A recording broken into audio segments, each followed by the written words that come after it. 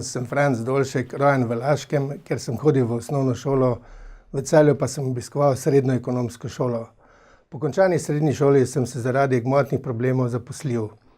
Ustvaril sem si družino, imam 4 zdaj že odrasle otroke, v tem času sem si zgradil hišo in tudi uspešno dokončal študij na Fakulteti za menedžment v Kopru. Zadnjih 12 let sem župan občine Laško.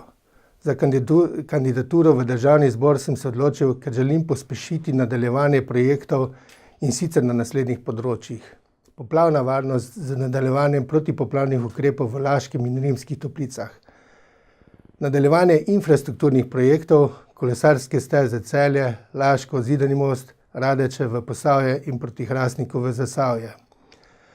Realizacija dolgo obljubljene ceste Hrastnik-Zidani Most z rešitvijo mostu čez Savinjo v Zidanem Mostu in nadaljevanje ceste proti Radečam.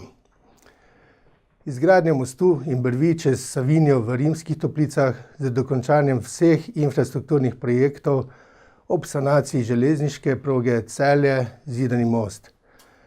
V vsem mojem mandatu pa si bom prizadeval, da bo država postala prijazna ljudem, ki živijo v njej, da bo postala servis ljudem in da bo svoje službe približala občanom in ne umikala od njih, kot se dogaja do sedaj.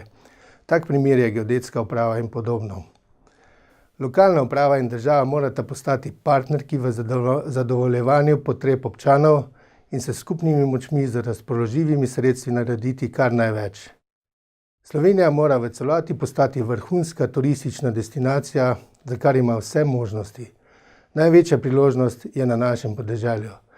To bomo razvili s projektom pametnih vasi. Če me boste izvolili, ne bom izneveril vaših pričakovanj in ne svojih obljub. Prijazno vabljeni na volitve v nedeljo 3. junija.